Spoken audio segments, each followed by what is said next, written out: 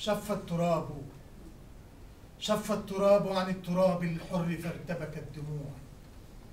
لم يكن إلا وحدي والطريق إلى القرى، سفر ونافلة وفرض في صلاة الروح أو ذكرى نبي. هذه مآذنك البعيدة في سماء القلب شامخة، وهذه الأرض تعرف من أكون، ولن أكون سوى ابتدائك، لم أكن إلا ضياءك يا سماء الوجد والقمر السني. هذه مداخلك الحبيبة تنتشي، والمسجد الشرقي يفتح حضنه، والداخلون الخارجون الداخلون يسلمون الدفء في طهر الولي.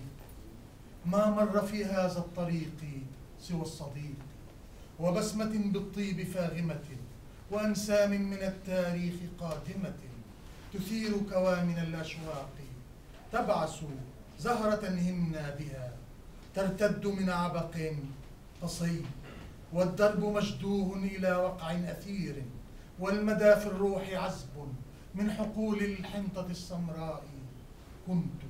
وكنت في ثوب الطفولة أرتدي جلباب أغنية قديما يحتمي فيه الصبي. هذا أبي ونوارج ومناجل تهمي إلي، ودخان جارتنا رغيف طازج، وطقوس هذه القرية الحسناء مفتتح ندي. نفس الرغاء أو السغاء، وصوت محراس يشق رتابة الأيام بالثور الفتي.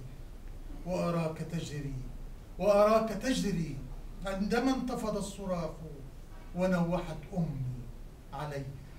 يا بسمة العمر الذي قد ضن بالبسمات لي، يا أيها الولد الذي عشق الجمال وكانه، يا أيها الحلم العصي، أين انتباه؟ إن الحياة جميلة، أين انتباهك؟